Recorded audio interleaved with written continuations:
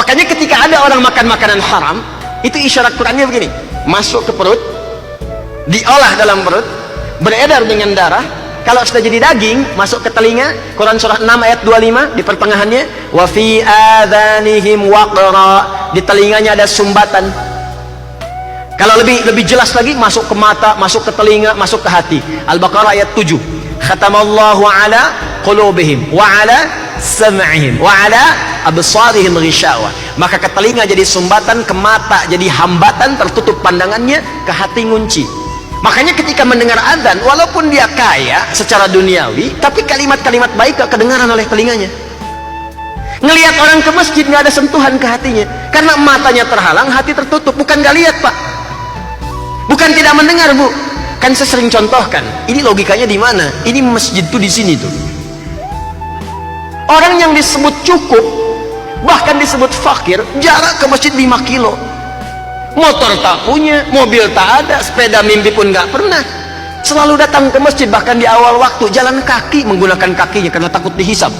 Mulut dikunci, kaki yang kemudian akan berkata, al-yawma nakhtimu ala afwahim wa tukallimuna aydihim wa tashhadu arjuluhum bima kanu yaksibun. Dia takut kakinya saat ditanya nggak bisa jawab, maka dia gunakan kakinya. Tapi cuma jarak 5 meter dari masjid ada rumah, bahkan hampir nempel ke masjid. Nempel, sepeda ada lengkap, garasi luas, mobil koleksian banyak, motor ada, bahkan menara masjid begini, speakernya ke rumah ini begini. Allahu Akbar, Allahu Akbar. Kedengaran kencang, tapi nggak sanggup mengantarkan dia ke masjid. Woi, volumenya kurangin dikit. Tuh, Anda mesti koreksi tuh. Kalau dengan kaki belum mengantarkan ke masjid, Allah kirimkan sepeda belum ke masjid, Allah kirimkan motor belum ke masjid, Allah kirimkan mobil belum ke masjid, perlu dikirim apa lagi untuk mengantarkan Anda ke masjid? Pasti ada yang tidak berkah di harta itu.